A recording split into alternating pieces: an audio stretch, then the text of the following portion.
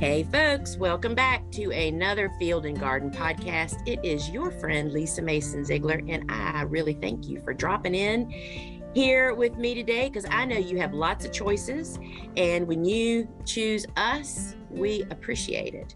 And if you're new here, I want to just officially welcome and invite you to join our family. You can learn more about the Gardener's Workshop over at thegardenersworkshop.com, where we are an educational platform, an online garden shop. We have a large library of online courses. If you're a flower farmer or if you're a budding home gardener, we are here to help you. And I just really encourage you to fall in over there. And there's all kinds of fun stuff, y'all. We have a newsletter you can sign up for, podcast, blog, lots of video guides. And so before I ramble on too much longer, I'm just really, really happy to have an old friend here with me today. She's not old. We're just old friends. We've been hanging around together for a while. And it is Val Schirmer of Three Toads Farm, also the current president of the Association of Specially Cut Flowers. Hi, Val. Hi, Lisa. Thank you so much. I know that this is a really busy time for you because the subject we're talking about, I think we're in high cotton for that right now. So Val, I'm going to just brag on her just a little bit, how she and I met. So back when I was on the board of the ASCFG, if you're not familiar with that, that is the cut flower educational organization. It's where all the people that want to be pros at this and make it your job should be a member of. We're huge supporters. And when I joined the board several years ago, I think you came on the year after I did, I think. Yeah, you were already there. And so Val and I sat next to each other at a board table and became such good friends. And she stepped up to the president's seat, and just appreciate all of her heart. She's a very business savvy gal, and it is showing in her leading this organization, and we just really appreciate it. So Val, what is happening? Tell people, introduce yourself and tell us where you are and kind of a little bit about you if people haven't met you before. Okie doke. I'm Val Schirmer, like Lisa said, and I have a specially cut flower farm called Three Toads Farm, and we are in zone 6B, just outside of Lexington, Kentucky. And so just like our bourbon here that's described as small batch, that's how I describe our farm also, because it is a small batch flower farm. We don't do lots and lots, we don't do 10 acres of cut flowers. We really specialize, and we started in 1997. So that's, I'm kind of aging myself there. And I got a really good friend to grow Oriental lilies with me. And that started us out, and we tried to grow the kind of flowers that could stop people in their tracks. And we did that by getting the biggest bulbs commercially available. And then that is what has fallen over to what I love doing, which is forcing bulbs, such as the holiday bulbs we're going to talk about. Yeah. You know, isn't it just so funny where we start from and where it leads to, right? Sometimes the road is really rocky, but good gracious, if you don't go down the road, you don't know. I mean, I remember seeing, oh my goodness, in programs and stuff you've given, those amazing Oriental lilies you grow. Do y'all still grow those at all? Yes, we do. My flower farming partner has retired, and so we're no longer growing them year round in the greenhouses like we've done for years. And I am growing them here at the home place, which is Three Toads Farm, but I'm really growing them to just have a forest of lilies blooming at kind of different times here at the farm. And then I sell the bulbs when I get them in the spring, but we're no longer doing the farmer's market because, like lots of businesses, we evolve over time. And so that's what we've done. And so before we jump into talking about your holiday bulbs and how this has just grown to be such an amazing part of your business, Val, and before we hit the record button, Val and I was sharing with her that, I was so guilty when I started farming. I started in 1998, and when you first start out, you have this preconceived idea of what you think you need to do and how it should be done. And I kind of fell right in. I fell right into growing as much as I could on as much as I could in the space that I had, and just hit the ground running and never looked back. And then, and now as I'm wiser, I hope I'm wiser, or at least have a little bit more experience, I look at people like you that has evolved your business in a little different way, which we're going to talk about. But I also look at people, Jonathan and Megan Lease of Springforth Farm, where they're a young family. They didn't want, in the summer was not a good sales time for them. So guess what? They built their model around only selling in spring. And then they shut their flower farm and harvesting part of business down. And I just want to plant that seed in people that there are so many opportunities. And I would just love to hear about kind of what you've developed from your conventional flower farming start and what you're kind of doing now and how that all works, and just kind of telling us the inside scoop. Sure. Well, I'm just like you. When I heard them talking about, how they were evolving their models so that they could spend time away during the hot part of the summer season. Vacation. Yeah, like duh. That kind of planted a little bit of seed in my mind, but I didn't do anything about it. And then last year, I think it was this past year, I realized I don't grow in greenhouses. I've got a 20 by 20 vintage glass greenhouse that I use for different things. But I mean, that's not big. That's not a production house. Yet I'm growing year round because bulbs have become such a big part of our business. And so like right now, when I still have lots of, dahlias are really coming on, and all of the field grown crops are doing so well, my mind is switched already to the holiday bulbs, the amaryllis and the paperwhites. And then I also force all these spring bulbs. So it's just kind of a nonstop situation. And so this year, my husband and I have been really thinking about, especially at the ASCFG conference that was held in August up right outside of Boston, first in-person conference in the last 2.5 years, which it was so great to see everybody. But what was in my mind going to that is to try to decide what to do less of, and then what to do more of. And when I heard Grace Lamb of Five Forks Farm talking about, building to your strength, what are your core competencies? And it's bulbs. I mean, that's what we were known for with the lilies, and that's where 70% of our business is, which is crazy, is in the amaryllis and paperwhite bulbs. And all of that takes place over a 6-week period. And you know what? You know why that happened, Val? Your bulb containers, y'all, you have to check it out. Her bulb containers aren't just beautiful flowers. Their whole presentation is absolutely scrumptious, over the top. I mean, this is what you see in the lobbies of big hotels. You do it on all scales, but I mean, that's why this has just taken off with your business. You're too kind. Thank you. But it is just great to have tabletop bulb gardens, gorgeous bulb gardens indoors during the time of year when everything is either dead or dying, and everybody's getting ready for a gloomy winter. It's true. So what Val is talking about is, so tell us what it is that you're doing. So not everybody understands or even knows about indoor blooming bulbs, and what are they and how does that all work? Yeah.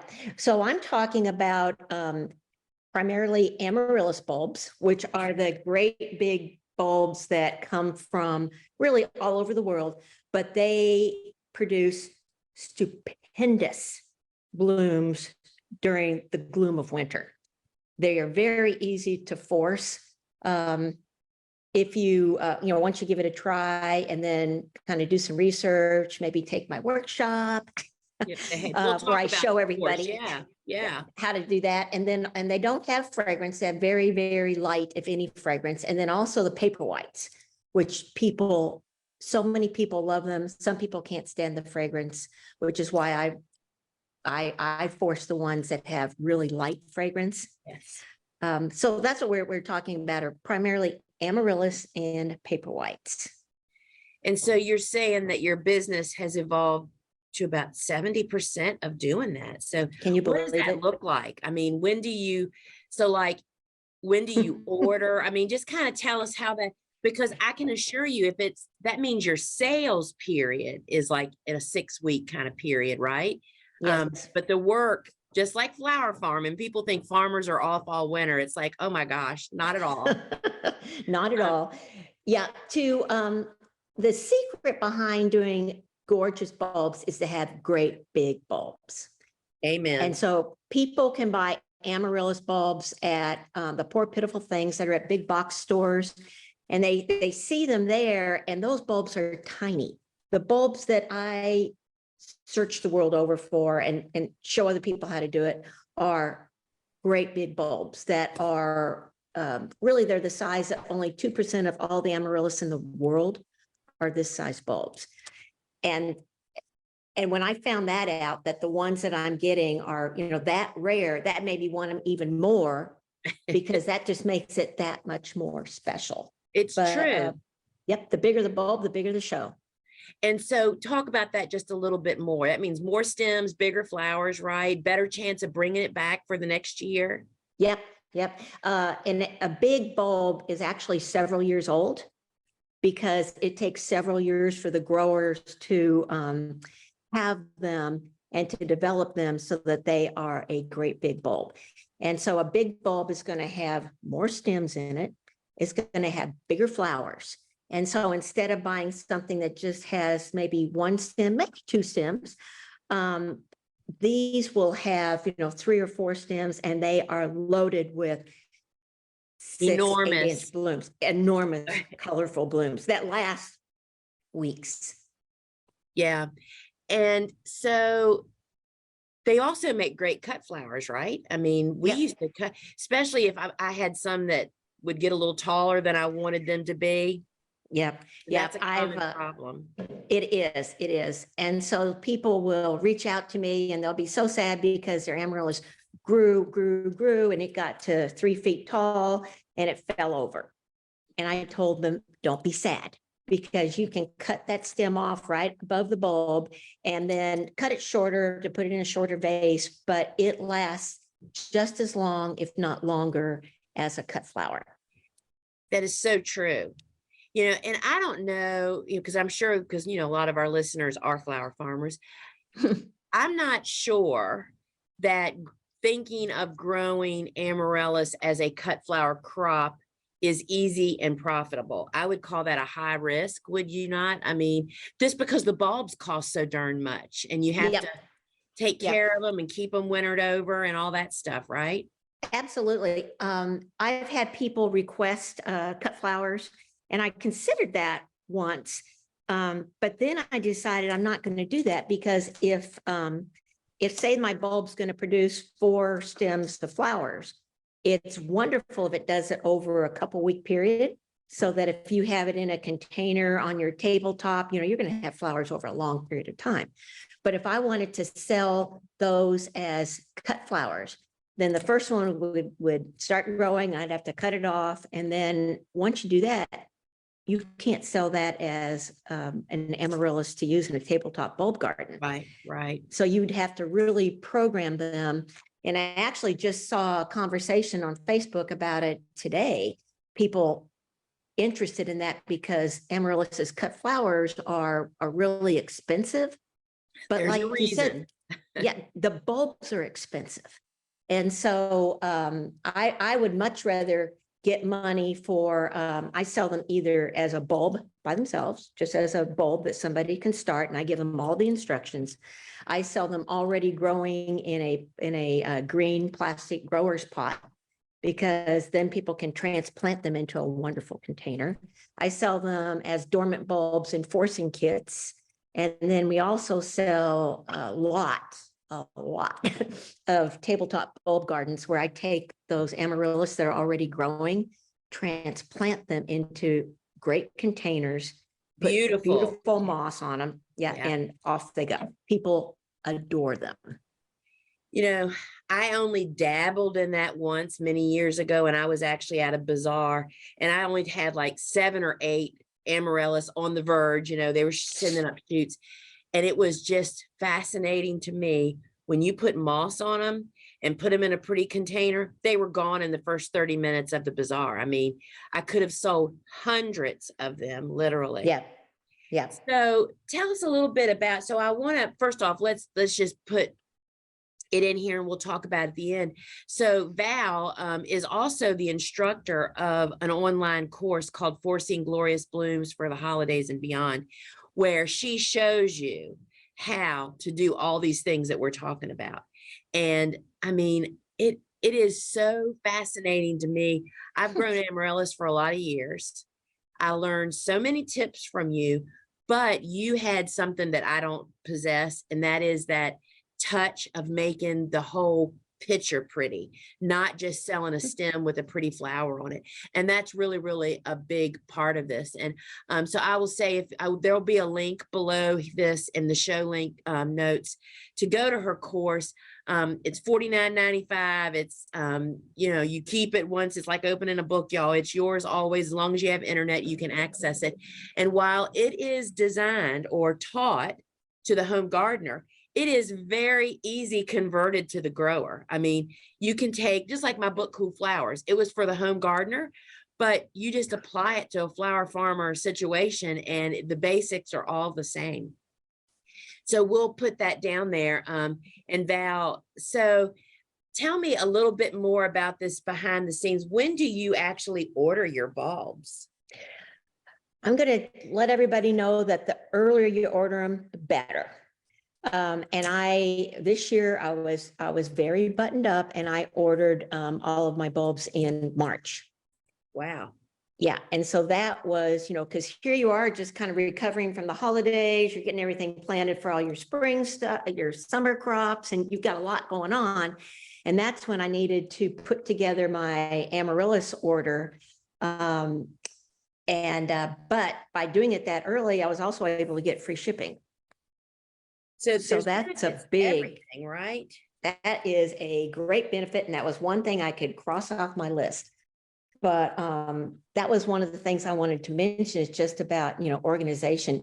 And if you're a commercial flower farmer, you already know that order things early, order order at the same time as you're finishing up your crop. Right. When it's blooming, you should be buying the next round, right? Yeah. Yeah. For home gardeners, they don't have that, you know, they don't have to have that kind of emphasis because all the resources that I list are the sources in, you know, where they can get great bulbs. They, you know, they're of course not sold out yet, although they will be. So it's always good to get your orders in as soon as you can. Sure. But you can also get things sometimes on sale.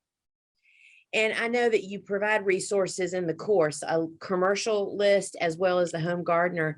And yeah, when you're in a commercial situation, you have got to order way in advance, because this happens every year. You know, we'll highlight your course and people are like, oh my gosh, where am I going to get the amaryllis?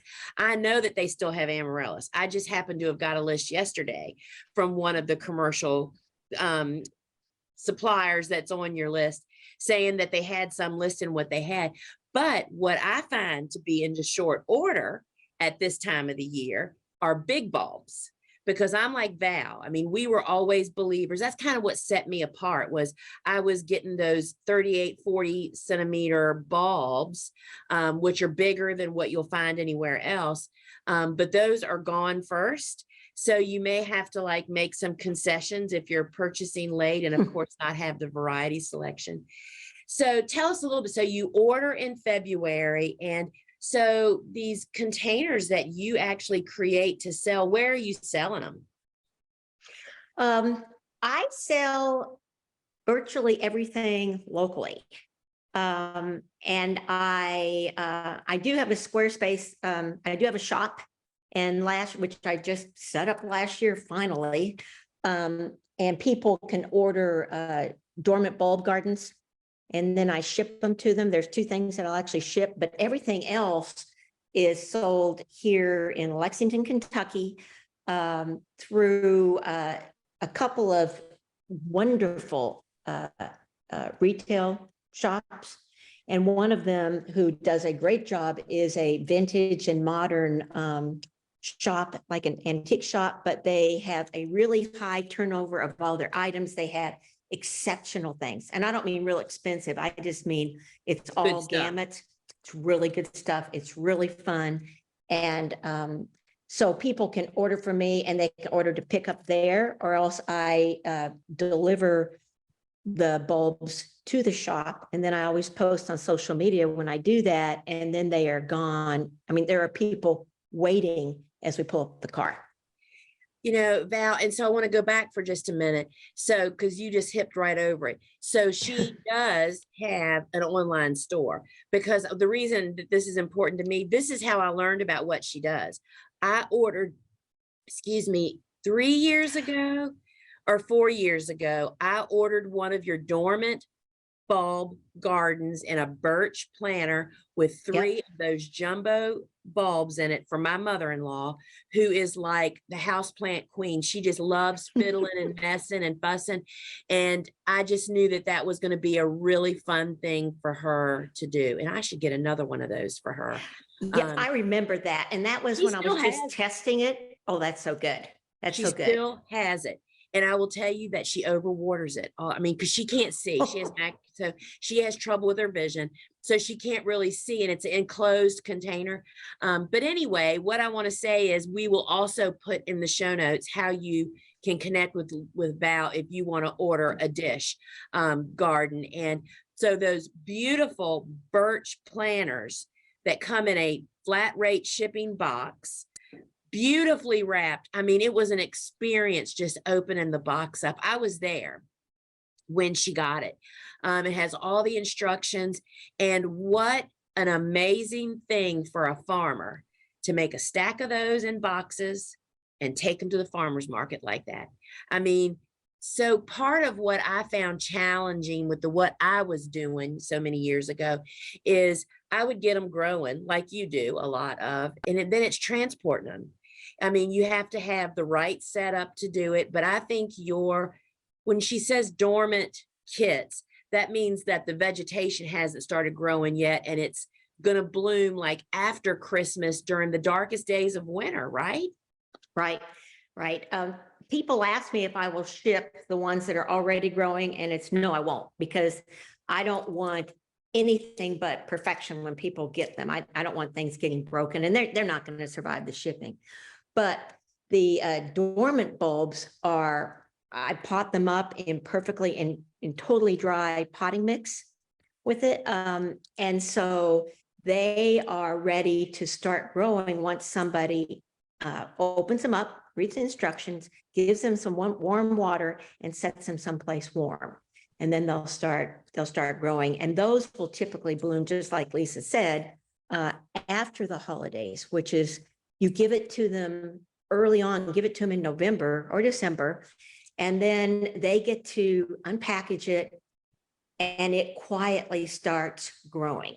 And so that once all the hoopla and craziness with the holidays is over, they're going to start seeing something beautiful. Surprise. Mm-hmm. So tell us a little bit more about, so far as your business goes. So you've kind of evolved where I think I heard the number somewhere that like 70% of your business is now kind of done in this 6-week window at this time of the year when you're moving these bulbs out. Is that right? Or am I dreaming that? No, it's last year I figured it out, because over the last couple of years, I was looking at our total sales, and then, they would double from one year to the next year. Then they were up like 80%, 90%. And so then when I looked at the sales from November to December, that was actually like 65 and 70% of our total year's business. And so even though I do, I grow, we have peonies, we have dahlias, I also do spring bulbs. the holiday bulbs have become just a huge part of the business. People So crave them. are you moving away from other, like, are you going to be a summer vacationer? We're talking very seriously about that. And I love dahlias. I love lisianthus. I love these things. So I'll probably still have the dahlias, but I believe we're going to move away from all of the summer annuals that we grow outside. Like you grow all of yours outside. I don't grow anything in a greenhouse. Everything is outside.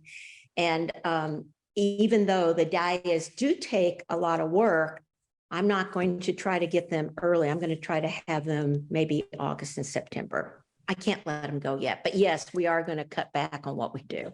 And it's so funny, when I talked to Jonathan last year, or whenever last time I talked to him, he said that one of the challenges for them was giving up lisianthus and dahlias. Oh, he did. Yeah. I mean, because you just love them. And sunflowers, they don't really grow sunflowers anymore either. And so, there's always a price to pay when you do something, right? There's always a price to pay. But I think, I'm just thinking that what a great thought you're thinking about. Yeah, it's kind of, and it goes back to thinking, what is your core competency? Yes, we all love growing. I love cosmos. I love sunflowers. I love scabiosa. I love, all of that. But our competency, our claim to fame has really become bulbs. And so it's kind of like, well, don't fight it, grow it. Exactly. And you do such a beautiful job. So friends, once again, so tell us a little bit about your course that is on, it's called Forcing Glorious Blooms for the Holidays and Beyond. And I'll say again that it is made for the home gardener. However, very easy applied to the commercial grower. Plus, Val gives commercial resources with the course, so you can find suppliers. So tell us a little bit about that. Yeah, and I've got to say, Lisa, when you first started talking with me about doing this course, I was just over the top. I was just so excited. And then I was thinking, how am I going to do this? Because it can't be PowerPoint slides. I wanted to show people what I do. And so figuring out how to set up my camera and do all that so that I could just record throughout the process of me actually growing. I wanted to show people, hands-on basically how I do it. And so I walk everybody through how to select the right bulbs, which is the first secret to creating a gorgeous display, how to pot them up, how to grow them on, how to choose the perfect container, and also how to create unique gifts, because being able to create something and give it to somebody when their eyes just light up is a joy.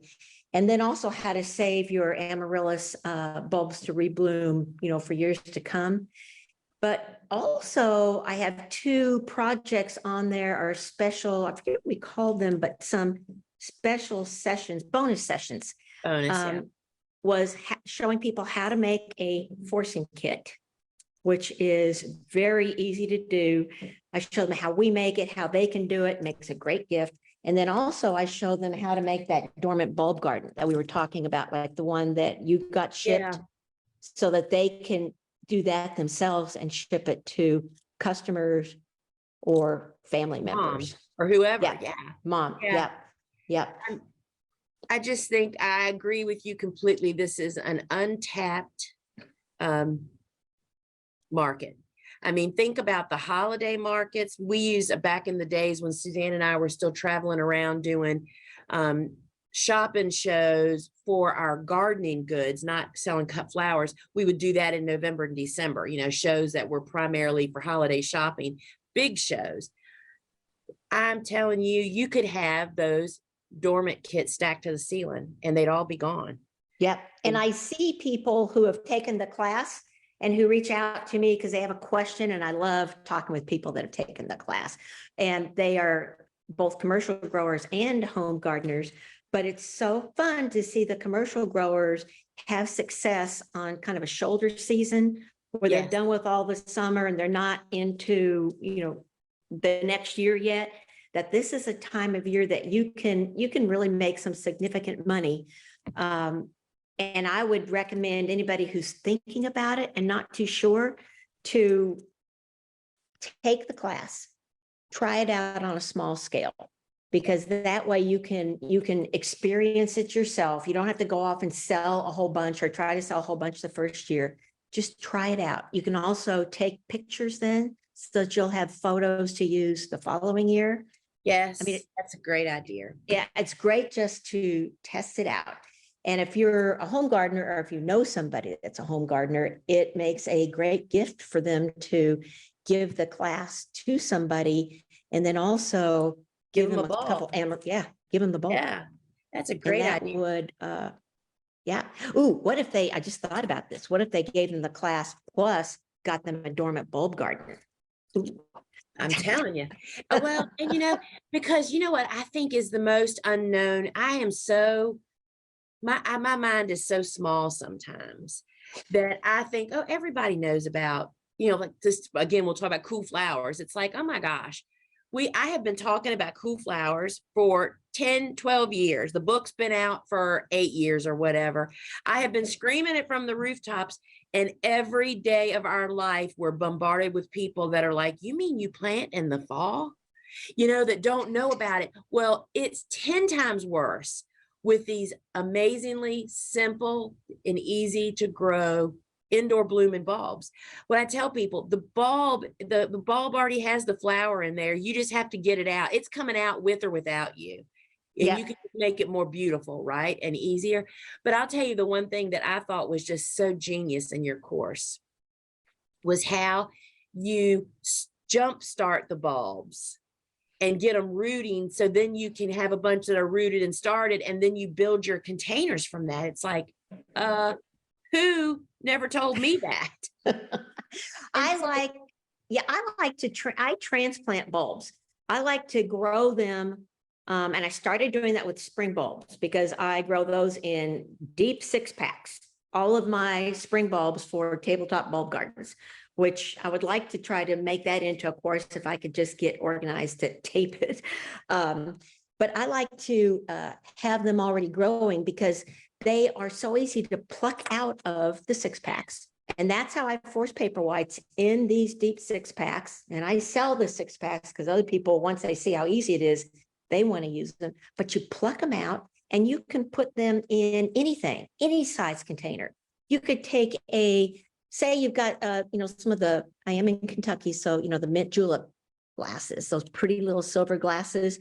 You put one of the paper whites already ready to bloom in there, put a little handful of moss around it, and then you put about 5 of those down your table or set it on your bar. Ta-da. Amazing. Instant gratification. Yeah, it's true. Yeah. And the same thing with Amaryllis. I start all of the Southern Hemisphere Amaryllis in pots in the basement. I have a lot. I get a lot of Amaryllis, but I have them on Costco racks with lights over them, and they start growing very quickly. And then I move them to a table where it's a little bit cooler. And then once I get big fat buds on them, then I can hold them in the cooler and take out 3 of those, 5 of those, pot them up into any kind of a container and have it ready to roll. Yeah. And so I was just going to say, so first off, how much help do you have so just tell us, how many Amaryllis did you order total? We don't need to know details, but how many? 1,200. 1,200. Wow. So that's a lot. It is a lot. A lot. I looked back, like in 2018, I ordered 200. And then I started growing from there. And I remember the year I got 450. I thought, oh my gosh, what am I going to do? Well, you're going to sell them. That's what you're going to do. So you have 1,200 that you sell in all these various ways, plus paper whites out the gazingos. So do you have help? You have employees, or have you paced this so it's you and Daryl slinging bulbs? Does Daryl help? He does help. He is great. In fact, I was just out painting forcing kits before I got on the call with you. And because we paint all those clay pots because I like them to be, I don't want them to be that clay pot color. I want them to be something gorgeous. And he's scraping off the tags and stuff on them. So we work together on a lot of that. He sets up everything in the basement for me. He does all of the organization, all the heavy lifting. And then I have 3 people who will be helping me. Because once everything hits, It happens fast, doesn't it? it happens really fast. So that if I'm delivering a whole bunch of these bulb, like the bulb gardens are already growing in that white birch bowl, which is just so pretty. You know, I'm pretty quick in doing this, but it takes time. And so I need somebody else packaging up the ones that we're going to take to the post office and ship that day. I've got to keep track of inventory, because if everybody wants a double white flower, I got to make sure I have enough for them. You know how that goes. But it's been really fun being able to work with some great retailers. Last year, and I only do a handful. I mean, there's going to be 3 of them this year. And last year I had somebody call me up that has a great boutique. She and her sister and her mother have a boutique. Who would think? And they do really fun stuff. Their marketing's great. They're really good. They had taken one of our spring bulb garden workshops, and she said, can we buy some of your spring bulb gardens and sell them at the store? And I said, that would be great. I said, I don't sell on consignment though. You know, you're going to buy them. She said, okay, we can do this. They sold $2,000 worth in a day and a half, and then ordered more, which is, they have a great clientele. They do great on marketing. And so this year they're jumping on the Amaryllis and paperwhite bandwagon too. And, you know, I want to just say, just based on my experience as selling, you know, I sold primarily to florists all these years, my cut flowers. I don't know that florists are the customer for this, because they think they have access to inexpensive bulb. They don't understand, just like they don't understand about local flowers in the beginning. I think the types of customers that you're talking about are definitely specialty shops, consignment shops, definitely the right, that's the right customer ultimately. And so that's so many great ideas, Val. Yep. There's the third one that I've sold at the most is a store that is run by a family who is headed up by a great garden designer who has a huge following. Everybody from New York to Kentucky and beyond adore him. And he's been a good friend of ours. And so they have a holiday open house the Friday, Saturday before Thanksgiving. And so for the past 5 years, 6 years, maybe, he and I do demonstrations there 3 times a day on 2 days. And I take down all my bulbs, all this stuff, and show people how to be able to do this themselves. Yeah. But once they see how easy it is to do, they become great customers. I mean, isn't that always the case? And I have seen your images on social media about that. Oh, thanks. So, all right, Val. So I'm going to put the link in the show notes where people can. So what is the window of this for people to have an idea? What is the window of ordering those kits that you actually can ship? Like, when do you start shipping them, and when are you usually out of them? Just as a eyeball. I'm going to open up the shop. I mean, it's out there now. People can see what I had last year, but I haven't put in the inventory because I want to have the bulbs here in my hand. I don't want to have any kind of supply chain issues. Right. I want to have them. And I'll start it November 1st. Is when I plan to open it. And so that's when I'll have all the varieties. People can see the varieties. They can go ahead and order it, and then I can get it in the hands of their loved ones. Lickety split. And we have not had any problems with shipping them all over the country in November and December. Yeah. Because they're dormant. They can take the cold too. Right. Yeah, and I mean, you use the post office, right? That's who we use for shipping. Yep, that's who I use. Yep. I mean, we ship a lot of packages, and our percentage of snafus are slim. I mean, are just very, very slim, and they do a great job. So Right. I'm going to put in the show notes how people can connect with you to see. I mean, you have to go to her social media and scroll back and look at her gorgeous containers. And you need to check out her course. It's over at thegardenersworkshop.com. Just go to the online courses, and she's right there. I will tell you that we have had nothing but rave reviews. And if you took Val's course, she would appreciate if you dropped a review on there, because it just helps other people know it's worth it, right? Yeah. That's what we all look at first, right? Is the reviews. It's the first thing I go to. Yep. So we'll put all of those under. And, you know, the other thing, Val, is I just really appreciate you and all the busyness of your life being willing to serve on the ASCFG. And that's like running a whole nother business, but it's even worse because you got a bunch of partners. You know, you don't get to make all the decisions yourself, and that just makes it more involved. And we just appreciate that. And just hearing more about your business and how you're growing it. And I can't wait to see what you and Daryl are doing next year. If you're just, and maybe you'll just be growing a few dahlias and those peonies. What else did you, oh, the Lysianthus. Yeah.